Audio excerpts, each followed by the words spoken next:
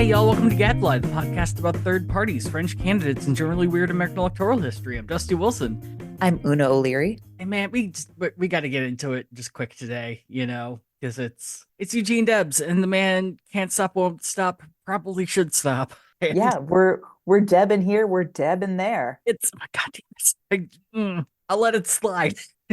So when we last left Eugene Debs, things could have probably been better. So he just recently gotten forced into running for president for the second time.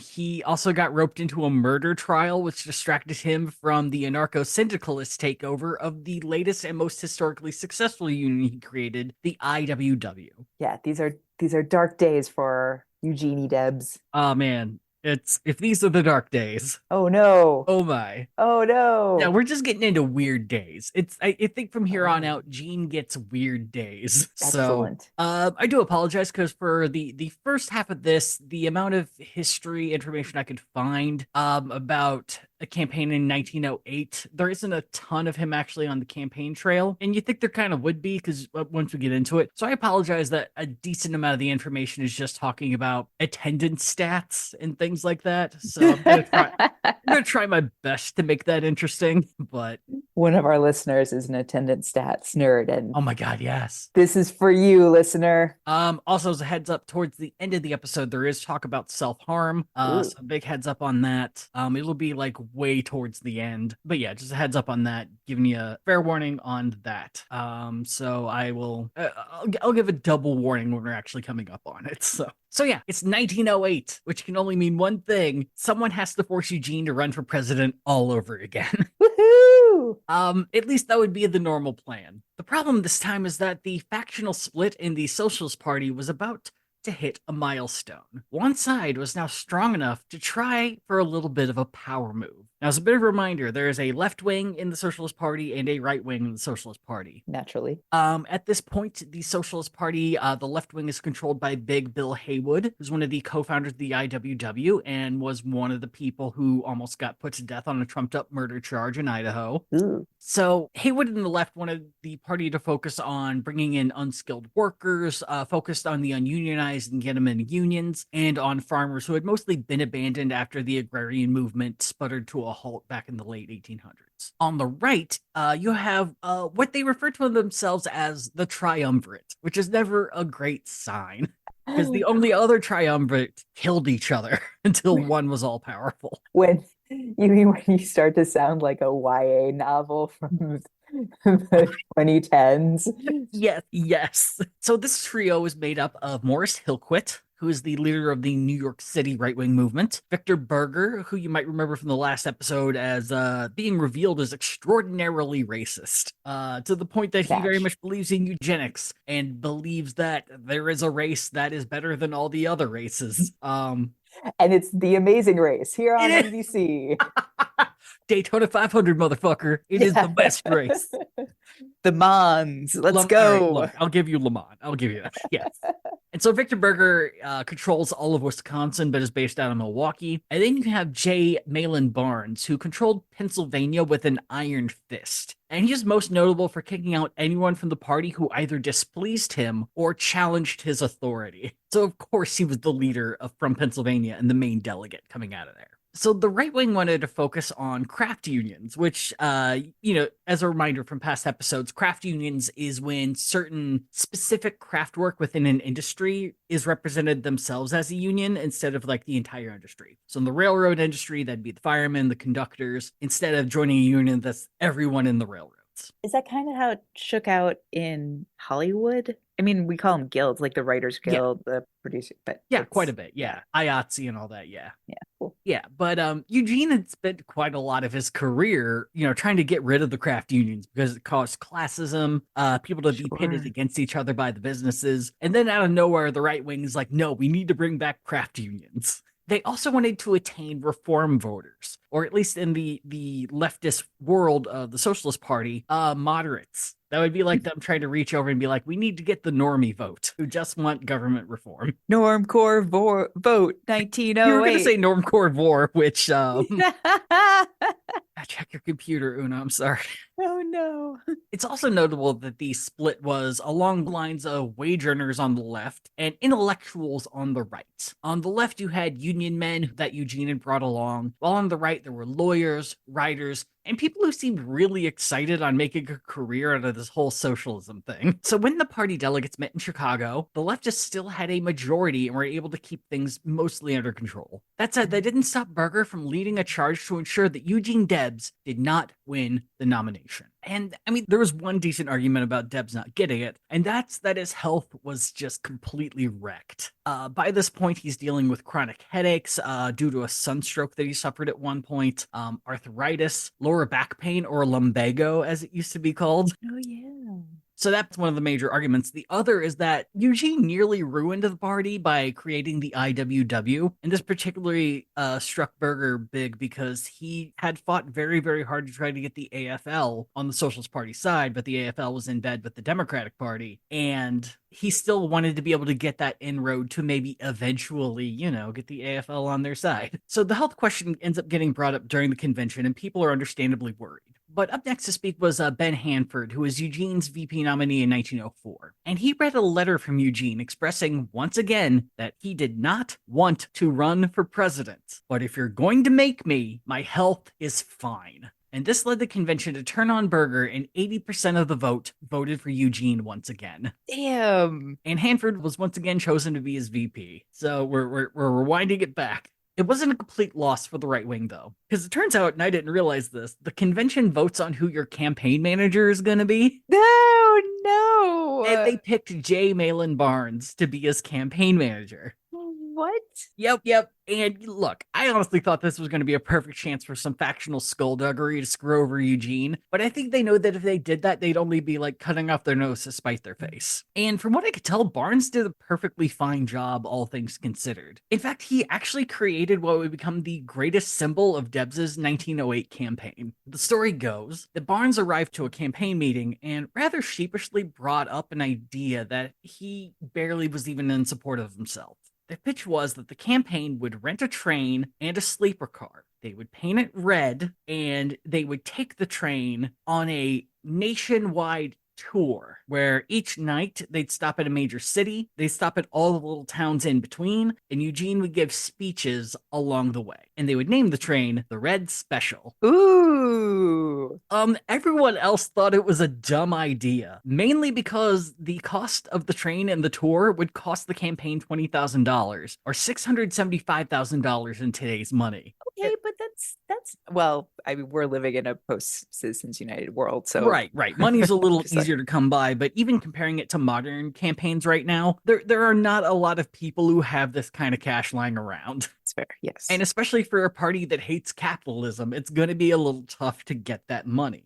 So everyone hated the idea, but somehow at the end of the meeting, everyone came around and said, fuck it, let's do it. Hell yeah. I mean, if nothing else, you got to use that title before it becomes a slur in 1950. Yeah, that guy's a real Red Special, if you know what I mean. So it's a daunting amount of money to raise in a short period of time. But Bill Haywood and Eugene Debs hit the speaking circuit and started to haul in as many donations as they could. And it's kind of alluded that these two guys are the whole reason that they were able to raise the money. And they did so through small increment donations, with the largest being a donation of $200, which was well off the average. Meanwhile, Gene kept on his speaking tour while they were getting all the funds together. And one of the more notable events came in July when Gene visited Milwaukee. And thanks to Victor Berger living there, it was set to be a raucous crowd. More importantly, Gene was set to be interviewed by highly respected journalist Lincoln Steffens for a series on all the presidential nominees. The interview was held in Victor Berger's home, which, funny enough, led to Lincoln Steffens having to interview both Eugene and Victor at the same time. It's a BOGO. I mean, sure. So from me, the two men were fairly different. From Eugene, you get the blunt and jovial honesty that made Debs so famous to begin with. And from Victor, you got very practiced and polished answers that one would expect from a future leader of a party, perhaps. One of the bigger moments in the interview, though, came when Lincoln flat out told Eugene that he didn't think he was a good fit for president. And unsurprisingly, Eugene agreed.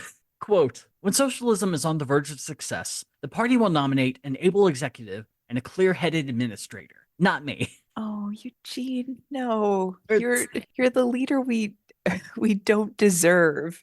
it's incredibly true. I do also feel like in this moment, because even though Victor Berger is actively trying to ruin Eugene, Eugene still loves the man for introducing him to socialism to begin with and can't bring himself to say anything bad about the guy. So this moment really feels like he's teeing it up for Victor to be like, when I'm not running, maybe Victor here is going to be a good call. You should listen to what he has to say. He's a polished He dude. seems real polished. Yeah, he He knows seems like all. he wants this. It's definitely he wants a little too much, but what are you gonna do? So after Eugene says he's probably not gonna be president, he followed this up by saying the party had no hopes of winning in 1908. And Eugene's goal was to continue to educate workers on socialism and implored he only wanted votes from people who were all in on socialism. I don't want a protest vote. I don't want people who are like, he's probably the lesser of three evils. He's like, no, you are all in on socialism or you do not vote for me. Yeah, this is not a joke vote. Right. You're not like screaming at your dad that you're voting for Eugene Debs, then storming out of the parlor. Man, I wish more third parties today acted like this. Right? It would be so fucking refreshing. Like Cornel West isn't out there like, I'm not gonna win, so here's the things I'm trying to convince people of and why Right. I'm running. Yeah. Anyway, so Victor stayed quiet throughout all of these answers, which I'm sure made him boil inside. Like, don't tell people we're not going to win in 1908. They won't vote for us. Don't tell moderates not to vote for us. It's just fuck. You idiot. This isn't how any of this is done. Did you not read the boring book? I got you about this. What do you mean, no? At one point, Lincoln Steffens asked Eugene how he would go about making monopolies publicly owned, because that was one of the big things. If there is a monopoly, then the socialists will seize those companies and the government will own them. So when asked how he was going to do this, Eugene simply replied, quote, I will take them. But yeah, if you're not going to win, you don't need to make a ridiculous plan. Just say you're No. going to do it. Yeah, honesty, people. So Victor has had enough at this, and he immediately interjects, and he says, quote, no, you wouldn't. Not if I was there, and you shall not say it for the party. It is my party as much as it is your party, and I answer that we would offer to pay. My God, where's the Neil Simon play on these two? Look, I mean, I don't think Neil Simon is a man that I would trust to bring on a carefree dude who talks plainly and a racist attention whore. Like the first half, yes. The second half makes it it's like if Oscar was a racist. I think that's about as close as you could get. So we're giving this to Norman Lear. Got it. Yes, we are. But I do think that Eugene needs to call Victor Berger a crumb bum at some point. Yeah. So after the interview, Lincoln wrote positively about Debs, and in private, he tried to get as many people as he could to vote for him. As for Victor contradicting Gene, nothing would really ever come of this, which seems to have empowered Berger to push harder. But we're going to get to that in the future. One of the details I almost wrote down, but I really couldn't figure out a good way to, or where to put it, is that the one thing that Eugene Debs could not handle whatsoever was confrontation between friends. He would just kind of close up and refuse to take sides. For instance, his wife, Kate Metzel, hated his brother Theodore. She thought he was a freeloading sack of shit. He thought she was like a shrew holding Eugene back, and they both openly hated each other. Wow. And Eugene shut down and ignored them whenever they were talking about each other and didn't take anyone's side. As I've said before, great husband. Yeah.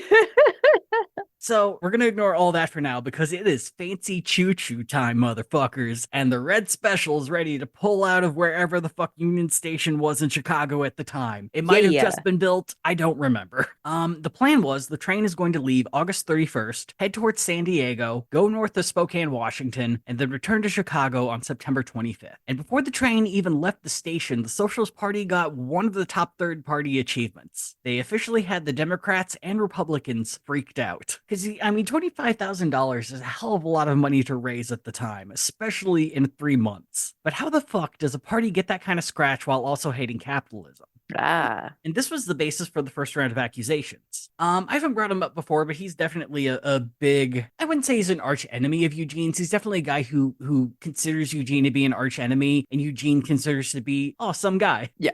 But Samuel Gompers is the guy's name. He's the founder and creator of the AFL, the rival union to the IWW.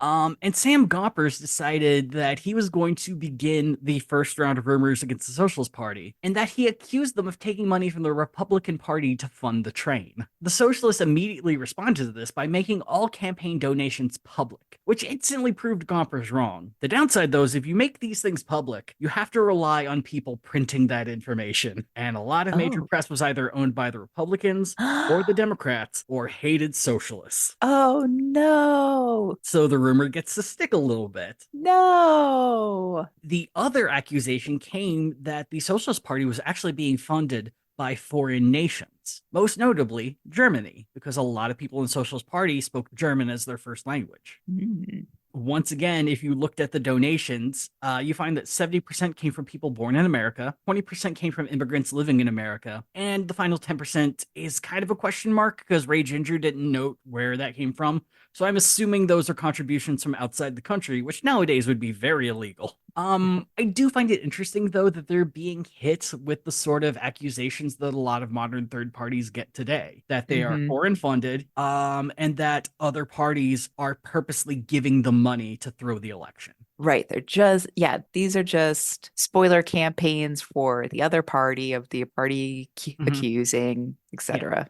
Yeah, I love that Eugene, even before the train ride starts, has already said, I just want pure socialist votes. No protests, no spoiling. If you vote for me, fucking mean it. But then Because I again, do not want to do this yeah, job. I don't want to do this, motherfuckers. But yeah, instead, no one's publishing this though. So it's like it's really kind of hard to cut through the fog on this. My brain is so broken right now that it's like, oh yeah, you wouldn't just go onto the internet and You can go to check. www.telegram.com/EugeneDebs.html. How do I put in the Morse code for Eugene Debs into my Netscape?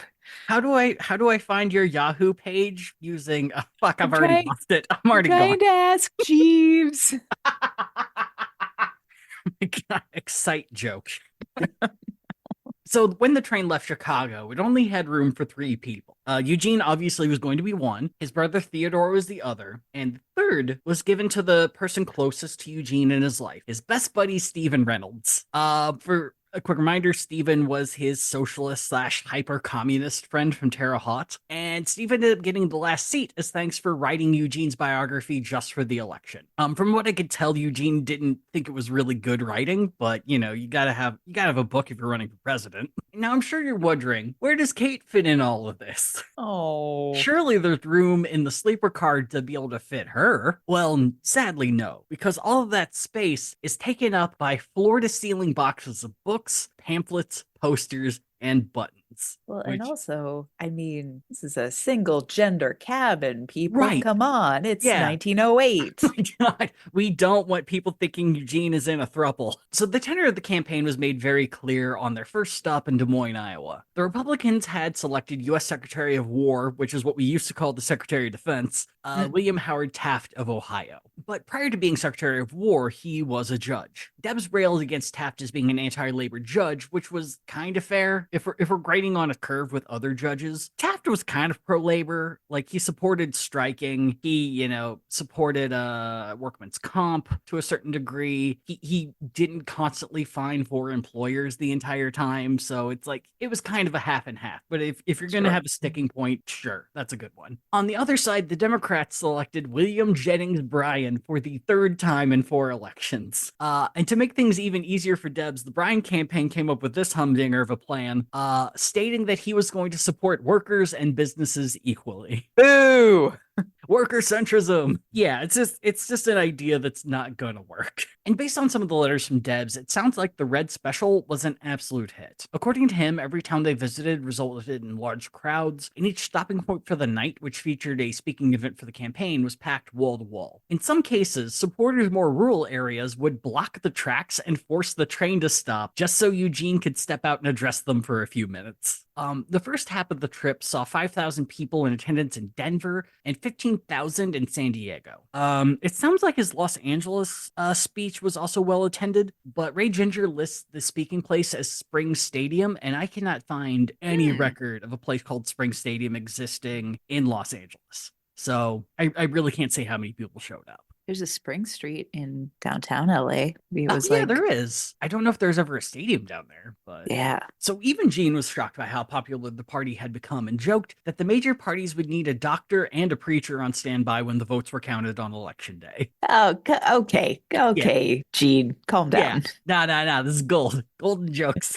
Victor Berger, who was still very conservative about the whole thing, huge shock, personally predicted that the party would get 1.5 million votes, which would be more than 1.1 million votes in their last election. Okay, that's sensible. By the time that Eugene got to Spokane, Washington, he was mentally and physically wiped out. He'd been giving speeches every single day for a month, multiple times a day. His energy was so drained that it took all of his strength just to leave his bed. His chronic headaches increased, and he was constantly on the verge of losing his voice. And this ended up resulting in a bit of trickery that would be used for the second half of the trip. If it were dark enough and there were crowds around the train that they couldn't leave, Theodore would grab a big coat and a hat and wear the brim just low enough that no one could really see his face and go out there and start waving to the crowds. And Stephen Reynolds would then be like, "Oh, we're running late, so Eugene's not going to speak, but thanks for coming by." And I assume Eugene was just too exhausted to stop them from doing this, which says a lot. Uh, this poor guy. So they did this for a few days, and by the time they got to Billings, Montana, Eugene had regained all of his strength and spoke to a crowd of 3,000 people. So the rest of the trip is just him, getting fairly large crowds. There were like 6,000 people in Minneapolis. But a bit of fun happened by the time they got to Duluth. So while they were out there selling books and pamphlets, Stephen's shitty biography of Eugene, and they had raised $2,000 just by selling books and pamphlets. The problem, though, is that they did not have a bank to put the money in during the trip. No. So they're hauling $2,000 on a poorly guarded train. And No. literally all that needs to happen is for like six thieves to find out about it. So they get into Duluth and they're like, okay, we have to put this in a bank. So Stephen and Theodore carry the money to the first bank they can find. They get denied. They go to another bank. They get denied. And they start to realize there probably aren't any banks in Duluth that are going to accept money from socialists. Come on. Green is green, motherfuckers. Funny you say green because the $2,000 was all in coins. Well, one, that is so heavy. Uh-huh. What? It was 200 pounds worth of coins that they're That's why carrying no one's around, taking it. carrying around in money sacks, like cartoon ass money sacks.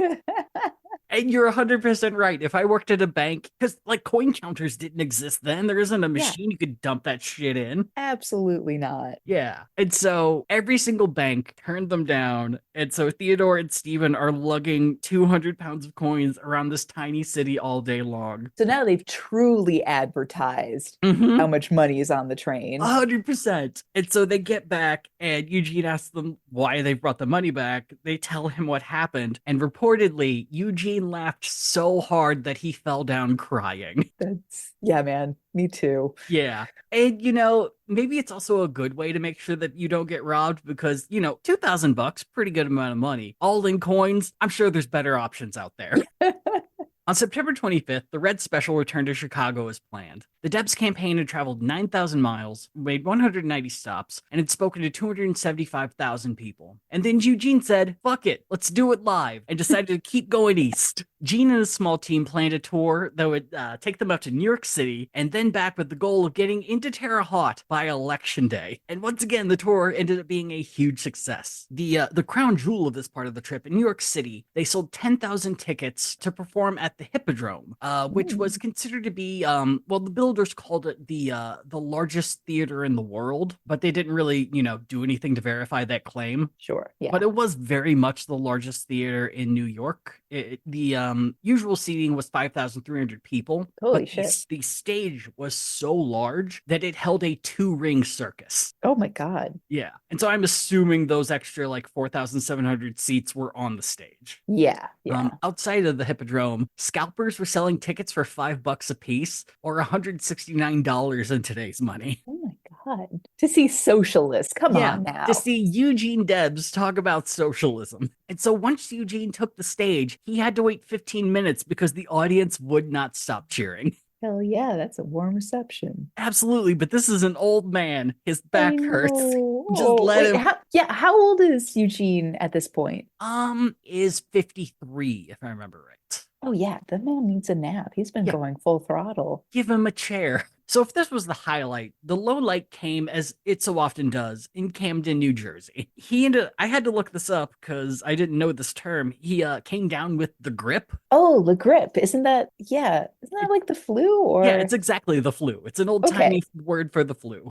It's fair. It's a French word for the flu. Also like the grippe. Le grip, le The grip. grippe. Oh man, that's so much better. So yeah, he ends up coming down with a very serious flu. And it was so bad he had to cancel his speech in Newark, New Jersey. And after that, he just pretended that he was not sick for the remainder of the trip. From September to November, he just acted like he didn't have the flu and didn't treat it when he very much had the fucking flu for 2 No, no, that's like me in the first few hours of COVID when or when I would get my shots and I'd be like, no, I could totally put this proposal together. And I look back and it's like, what was I thinking? Look, I would compare it, or at least from my point of view, after getting the first bag of steroids in the hospital, of just being like, I could punch the world. And that's essentially what he's doing this entire time. But I think he's running off the adrenaline of what ended up being another really big point in the campaign. So the campaign stops in Taft's hometown of Cincinnati, Ohio. And Eugene ends up getting a bigger crowd than Taft had gotten just days prior. Suck it. But to rub the salt even worse, Taft spoke for free. Eugene charged people 10 cents a ticket. Oh, we making bills over here. I don't know how. I don't know if this was planned or if it just happened, but the next day, both Taft and Eugene were in Evansville, Indiana, holding competing speeches. And once again, Taft got a larger crowd while charging 10 cents a piece than Taft got from anyone for speaking for free. That makes sense, right? He had a bigger crowd. Wait, yeah, hold on. I think you said Taft both times. Oh, I did. Yeah. So Eugene Debs outsold Taft again in Evansville, Illinois, and had a larger crowd than Taft, who was speaking for free. Listen, like you get what you pay for, am I right? Yeah, and like, look, Taft was not exactly a charismatic man. He's not remembered in the most kind of ways. But yeah, so I think between the two, yeah, I'd probably want to hear Eugene Debs speak over Taft, and yeah, I'd probably pay a dime. That sounds Yeah, fine. add to those money bags. Riding high on this, Eugene took the moment to invite Taft to speak at his next venue for 20 minutes before Eugene went on. Hey, could you open for me? Look, I think you need a leg up. I can help you out. I'll pay an experience. I'll give you exposure. Well, I mean, this was a trade offer that Taft could come and speak open for Eugene for 20 minutes. If Eugene could open for Taft at Taft's next speaking engagement. Boom. And Taft declined, which Ooh. I think is kind of a win because to actually get an answer from Taft on that feels like a bigger thing than Taft just being like, "Who the fuck are you?" Yeah, fair enough. By the time Eugene got to his next to last stop in Madison, Wisconsin, he was running on an optimistic high. Suddenly, 1 million votes actually seemed possible. The St. Louis Mirror predicted that Debs would walk away with 1.5 million votes, and that he stood a very real chance of winning in 1912. On election day, Eugene returned to Terre Haute and gave his last speech before going off to vote. His voice was nearly gone, and the flu that he had been fighting back since he was in New Jersey was finally starting to take over. But he still had enough strength to walk into the voting booth and vote for himself. As for the results, you know how we say nowadays that Twitter isn't real life? Yeah. The version of that then would be the red special isn't real life. Yeah. I mean, I'm imagining a lot of that optimism was fueled by like a fever. Mm-hmm. Yeah, when you're surrounded by thousands upon thousands of adoring fans, Totally. you end up saying that doom sentence that exists in theater and film. I think this might be really good. Oh no. If you ever catch yourself saying that, just shut it down. You're Yeah. done. Yeah. It's probably very bad. But yeah, so Eugene is running on this complete and total high, and it ends up not a ton of people show up in the polls. In total, Eugene got 421,000 votes, only 8,000 more than he won in 1904. Now, that said, there was a bit of fuckiness. In Gene's hometown, Terre Haute, he officially didn't get any votes, despite the fact that he knew at least he voted for himself. Well, I mean, to be fair, Kate's not voting for him because she legally can't. Right, right. So, as is tradition nowadays, you immediately call the election rigged, and you sue a secretary of state or a lieutenant governor. Mhm. You get your money from that as you can, and you move on. Gene, being himself, was a lot more level-headed because Terre Haute was using this newfangled thing called a voting machine for the first time. No, it was Dominion the whole Yeah, time. ye olde Dominion with their clank fucking Kerchunker voting machine. And he was just like, I understand. It's your first time using these voting machines. That was probably the problem. Look at No, thine Chad. my God. Use a drill press when you vote next time. Anyway, so yeah, he attributes it to a mistake just using new voting machines and moves on. However, this wouldn't stop other socialists from spreading the rumor that the major parties purposely reported fewer votes for the party than they actually got. So once again, another way that Eugene is kind of losing control of his own party. However, the 1908 election wasn't a total loss. Eugene did get 3% of the vote nationwide, and he got nearly 9% of the vote in Nevada, Montana, and Oklahoma.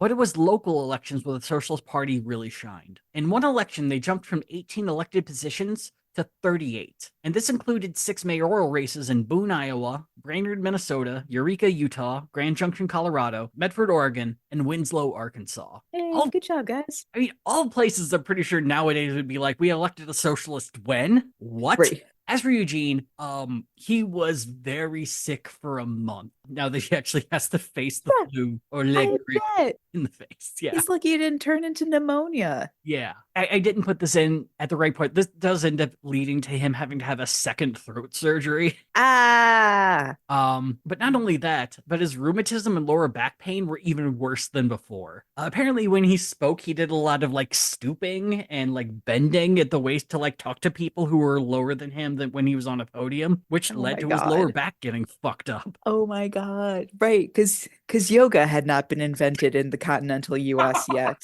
Yes, crunchy wine moms had not invented yoga yet. However, thanks to Kate's begging, Eugene did not just immediately go off on a speaking tour and just pretend he wasn't sick. Good He job, Kate. mostly kind of stayed home.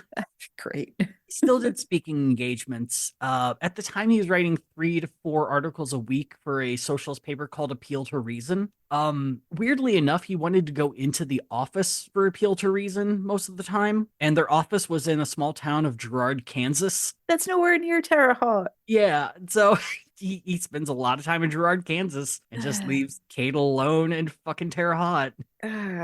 So that's how he ends up spending 1909, mostly based on things he's done before. A very chill year for Gene. Truly, yes. But now it's 1910. New year, old me, am I right? Eugene prepared to begin a new speaking tour, and at the end of January, before he left, he got the flu again. But rather than cancel the tour, he got on a train to Chicago and did the whole run while secretly being horrifically sick. Oh, He also gave away his entire tour per diem in one day and had to wire people for more money.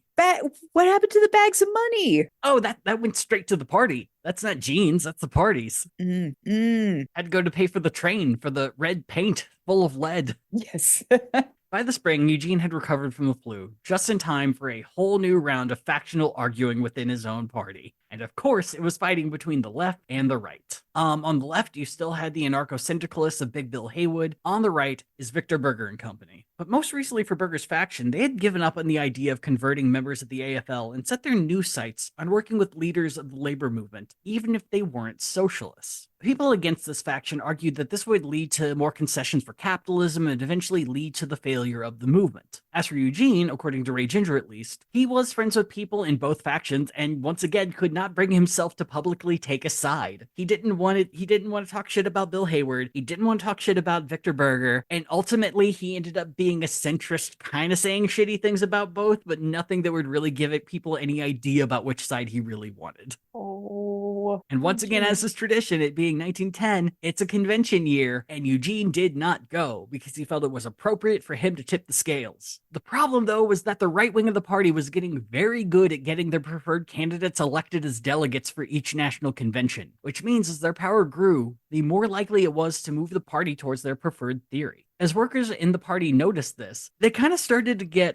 crestfallen and realize that, they don't have the time or money to really put towards political action, especially in a party system. So a lot of workers left the party and they were replaced by intellectuals. No. The party met in Chicago, as is tradition, in May of 1910. And like I said, Debs didn't attend, which means he missed out on the right wing of the party setting the policy for the next 2 years. One such policy was pushing for a restriction on all immigration from Asia.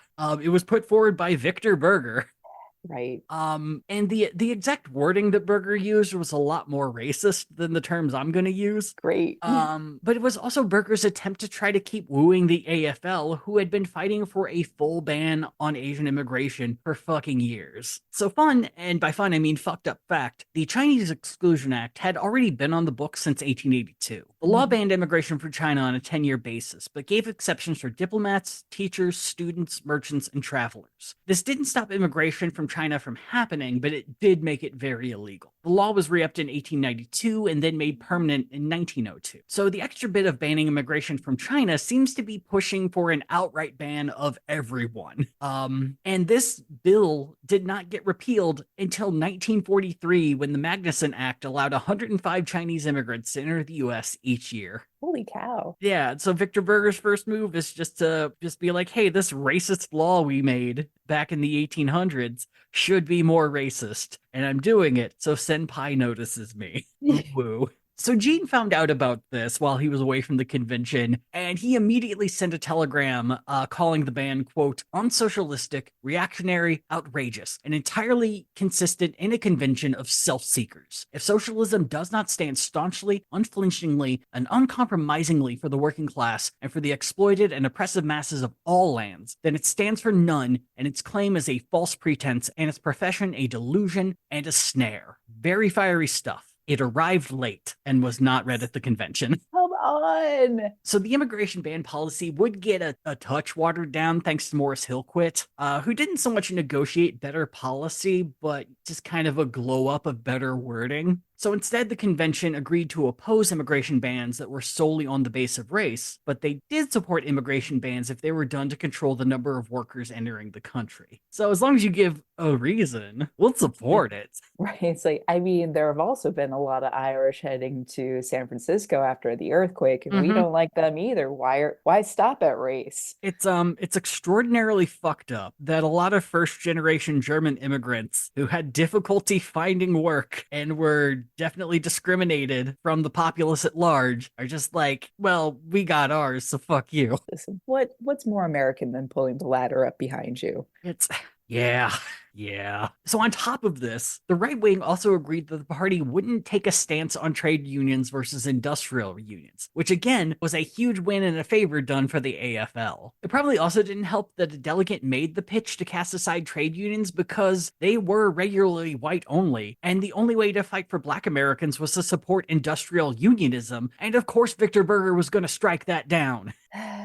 So reps of the left wing called this decision, quote, a betrayal of the cause of the working class. And Victor Berger did not care, because pretty much the party was his at this point. But all isn't horrific in 1910, because now Eugene and Kate had a foster son.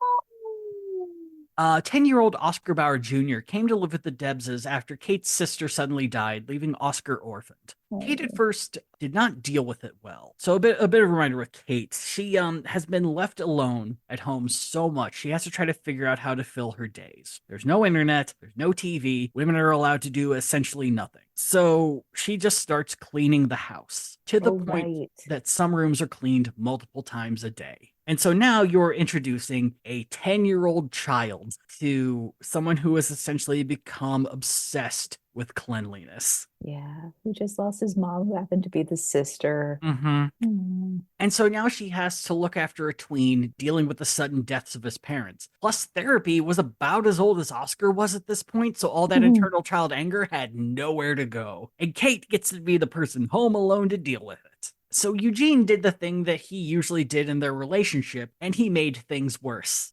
And by doing that, I mean he got a fox terrier by the name of Buster for Oscar. For those of you who don't have terriers, Oh let me fill God. you in on my life. They cray. Oh yeah, they are the best dogs in the goddamn world, but they bark in a way that defies acoustics. It just it's like a dart in your eardrum.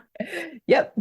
Occasionally they will fart in your mouth if they're yelling at someone outside. Joyous. They have a metric fuck ton of energy. They are smart in ways that are kind of unsettling, Yeah. which means they take a lot of time and focus to train. Hmm. So Ray Ginger doesn't go into much further details, but with Eugene gone for months at a time, and Kate now having to deal with a child and a dog all at once, I don't know how she didn't just start punching everything. And on top of all of this, Eugene has taken up a new hobby because he likes going on forest walks with the dog. And he starts foraging for mushrooms that he leaves in the attic. What? What? I don't know how she hasn't murdered this man yet. It's wild. It's fucking wild. The Socialist Party would also get a pair of historic wins in the 1910 midterms. A man by the name of Emil Seidel would win the race to become mayor of Milwaukee, making it the largest city that they held a mayoral seat. And Victor fucking Berger became the party's first ever US congressman. Whoa. Yeah. What? Yeah. So in private, Eugene was incapable of celebrating the new high mark for the party. There were not a few members who regard vote getting as of supreme importance, no matter by what methods the votes are secured. And this leads them to hold out inducements and make representations which are not at all compatible with the stern and uncompromising spirit of a revolutionary party. And by this point, Eugene wanted these intellectuals who had taken over the party to step down so the workers they were intended to help could run things. I'm sure they will like this idea. And once again, Eugene chose not to go to the 1912 convention to express these ideas. Instead, he spent all of 1911 speaking and writing about what he thought was best and felt that if he made his point appropriately, either the leaders of the party and the people that followed Victor Berger would see the fault in their stars and step down, Oh, you sweet innocent child. That or would just get be. voted out. For a change of pace, this convention was held in Indianapolis. And once again, the conservatives held the majority and had no intention of stepping down. Frankly, it was very foolish to think that they would, because for the past decade, they had worked hard to control local party apparatuses and newspapers. They controlled the rules and delegate nominations to the point that workers left when they realized that they never had a chance to exert their own wishes, let alone win. These vacancies were filled by intellectual reformers, and the party was solidly in control of the right wing at this point. At the convention, Big Bill Haywood recognized the left wing was outnumbered, so he got to work to make sure they weren't outmatched. On the first day, the right wing pushed to endorse the AFL, but instead they took a surprising loss when delegates supported endorsing the concept of industrial unionization, but no particular union. The left followed this up by getting a left-winger nominated to be the chairman of the entire convention.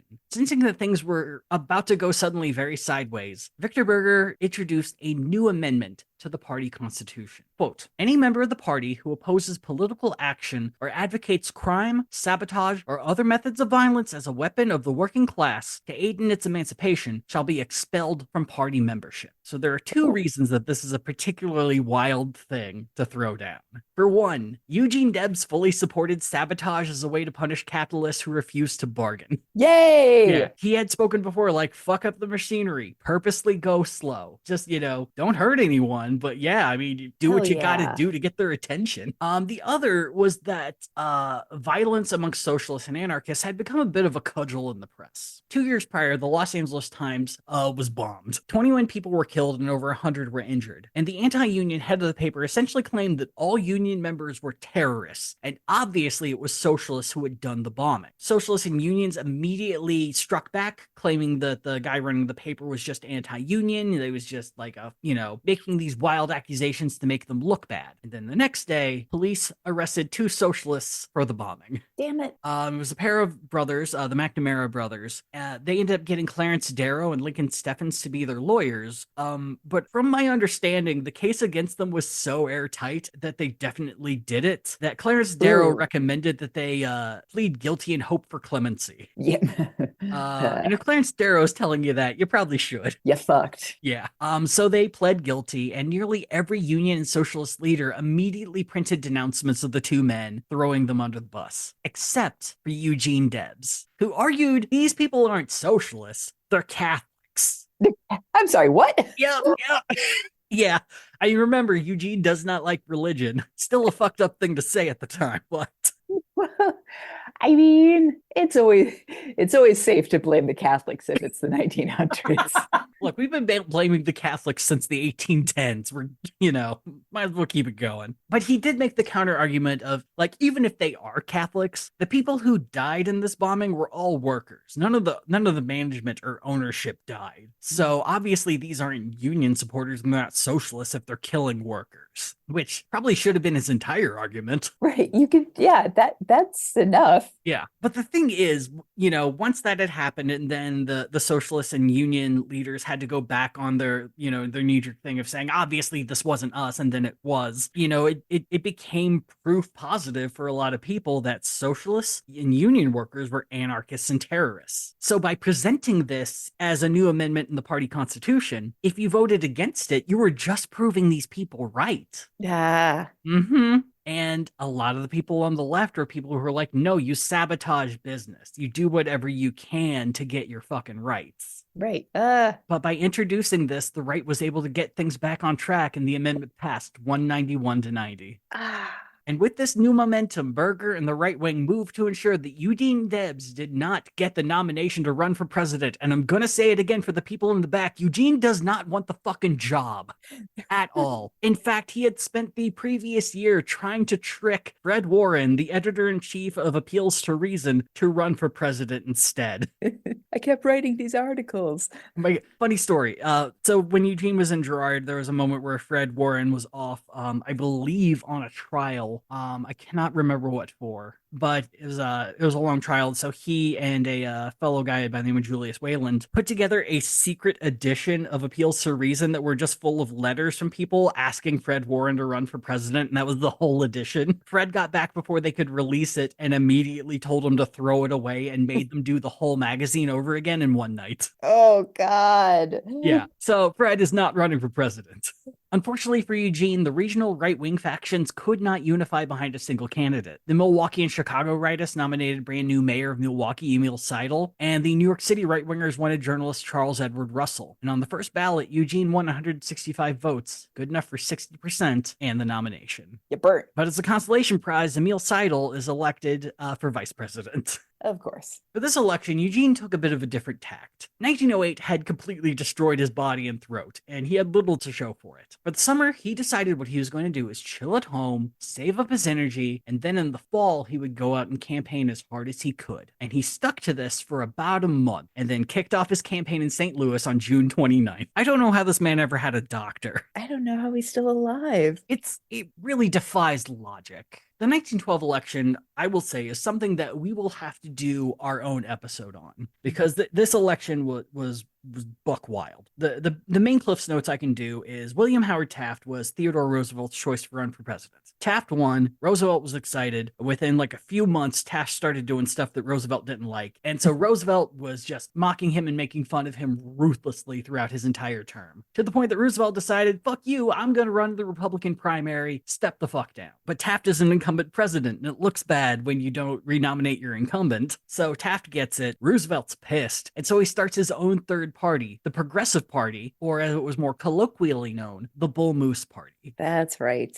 Lot of wacky weird stuff happens during that. But the long and short of it is this is both good and bad news for the socialists. The good is that the incumbent vote was now split. Taft and Roosevelt were only focusing on each other the entire time, giving a wide open lane to any challengers not in their crosshairs. The bad was that Roosevelt in particular had taken up quite a few of the more progressive reforms of the Socialist Party, which would cut into their potential normie vote. Before this election, Eugene could only truly rely on the votes of full-tilt socialists. Gene ditched the gimmick of the Red Special and just took to large-scale speeches, which people did have to pay to attend. In Philadelphia, Gene drew a crowd of 18,000 people and raised $2,700 or $86,000 in today's money. Wow. In New York City, he packed Madison Square Garden with 13,000 people and received a 10-minute standing ovation. Wow. It was estimated the speech brought in about $10,000 or $320,000 in today's money. Whew. The party, which had overestimated how well things would go in 1908, set their hopes high with the expectation that Eugene would net 2 million votes this time. Nowhere near enough to win, but a very respectable showing. And again, though, this would be far too high of an expectation. Roosevelt had siphoned off a ton of votes and embarrassed the incumbent President Taft with a third-place finish. And their fighting paved the way for Democrat Woodrow Wilson to win with 41% of the vote. God damn it. As for Gene, he got 901,000 votes, or 6% of the national total. And the thing is, if they had never thrown out that 2 million number, this would have been a huge showing for the party that they could be very proud of. Yeah. Not only did they double their numbers, they got 16.5% of the vote in Nevada, 16.4% of the vote in Oklahoma, and 13.6% of the vote in Montana. Eugene even beat the incumbent president in California, Mississippi, Louisiana, Florida, Arizona, and Nevada. But that 6% didn't result in any electoral votes, and he came in fourth place. Following the election, something in Debs' personality and demeanor started to change.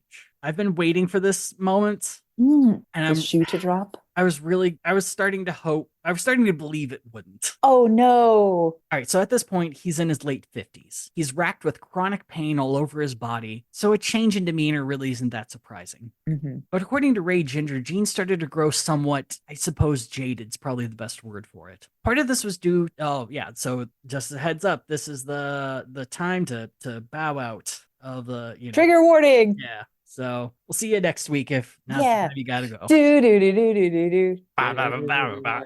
So part of this was due to the recent suicide of one of his closest socialist colleagues, Julius Wayland. Oh. The two were very, very close, but repeatedly got into arguments over Eugene giving away literally everything he had to anyone who even slightly asked. I will say we have been making fun of Gene for this, but Julius's argument is kind of shit. Because after that moment where Eugene had given away his per diem on the entire tour, he stopped in Girard, Kansas, and waiting there was Julius, and Julius just lays into him, and he's like, if you even gave half of the money that you give away to personal charity to the movement, we would be so much farther ahead right now. And finished up by saying, these people who are taking your charity are already doomed. Let hell take them. I mean, buddy, you didn't have to sentence these people to damnation. I know, right? It's like, I don't know why they're all going to hell, but okay. Yeah.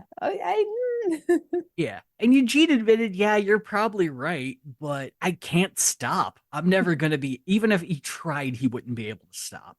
There's another story about Eugene talking to a guy in Terre Haute. He's like, last week was very cold and I saw you without your coat. And the guy was like, I was fine without my coat. I own a coat. And Gene's like, no, take my coat. Take it now. And would not let up until the guy took his coat. And guy's probably like, I have a coat. I didn't want this. I just deal well in the cold, Gene. Come on. Yeah, man. I run hot. This doesn't even fit me. It was a short walk. I didn't fuck. Now I have a long coat. So knowing this, they were still like really, really good friends who occasionally got into a knockdown drag out fight about one thing. So this in particular made Julius Wayland's suicide note in particular really fucking gutting.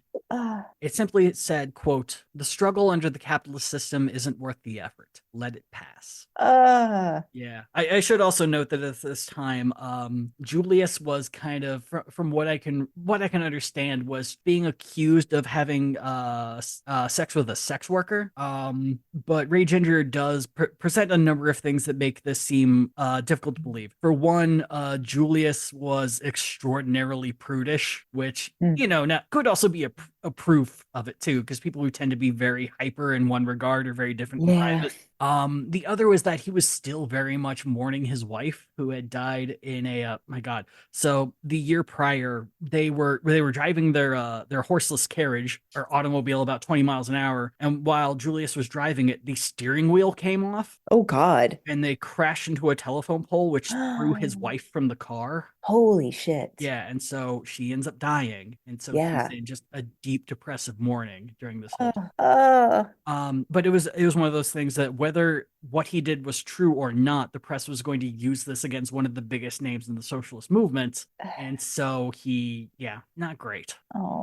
The other side of Eugene's change was, in my opinion, the effect of constantly campaigning. When he's out campaigning, he's speaking in this very big, oratory sort of style with just, he's practiced his speeches so much that it's just how he talks. And he's been doing it for so long that now when he's sitting down with people and talking one-on-one in private, he's speaking like he's giving a speech. And people are finding it very fucking annoying. Right. Can't turn it off. At one point, a young socialist asked him, "Who do you think I am? 500 people?" Yeah.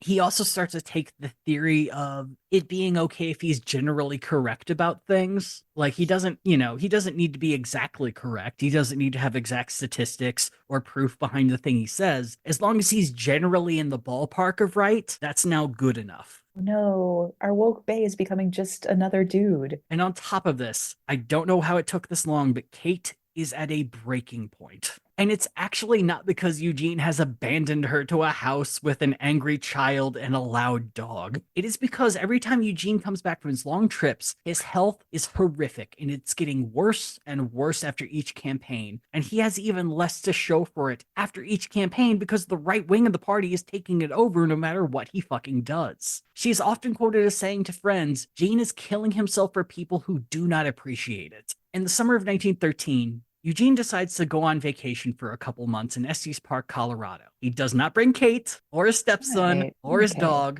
or a friend of the family he'd recently taken in after she was arrested for sex work. They all get to live in the house in Terre Haute and get to be Kate's problem still.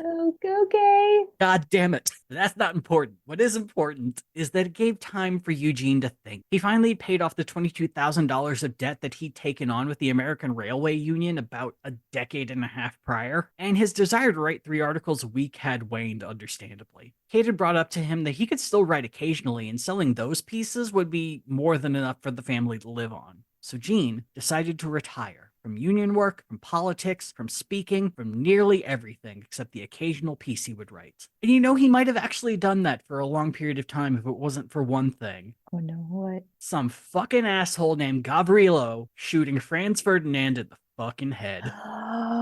What? Yep. World War One? World War fucking One. And in the next episode, the final chapter of Eugene Debs, we're going to talk about how World War One brought this guy back from the brink to, run it back one more fucking time to really give it his last fucking go. I haven't finished the biography, so I don't know how this is going to affect his health. I assume bad. It's not going to be great. Yeah. God, every time he thinks he's out, they pull him back in. I definitely know some spoilers. The party does keep fighting. Yeah. Which, it's socialism in America. What do you fucking expect? Damn it.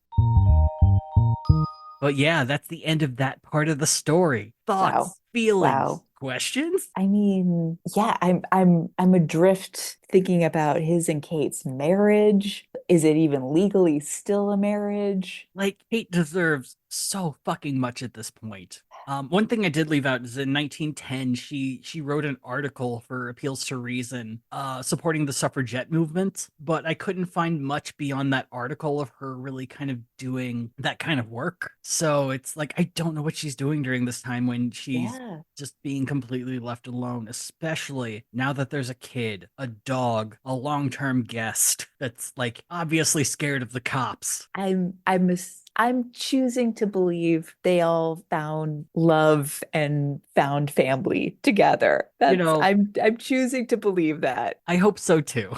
But yeah, we're gonna cover that next time. We have at least one more presidential election for Gene. At least one more. It's probably gonna go long because there's like a lot of what's the word I'm looking for? A lot of epilogues for folks. We got to talk about.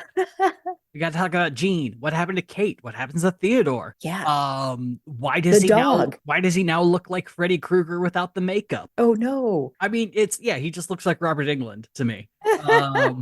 What happens to their stepson at this point? Victor Berger, what happens to that fucking prick? And what happens to the Socialist Party?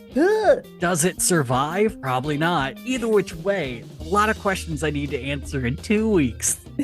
Hey! Yeah, we'll see you next time here on Gadfly. Gadfly is a production of Added Serotonin. Our episodes are edited by Brianna Valentine of Rem Alternus Productions. Our theme song is Sophomore Makeout by Silent Partner, and you can find us on Twitter and Instagram at GadflyPod. Ready to level up your cosplay game? Check out the Geek Forge on Etsy. With a variety of props to give your photos that extra spark, you'll find just what you need. Hold magical fire in the palm of your hand, or take a potion to restore your mana. With a large variety of colors, you can choose your own magical flavor for your cosplay. Bring drama to your photo shoots with these vibrant props and more, all available at the Geek Forge. Are you ready to level up your cosplay?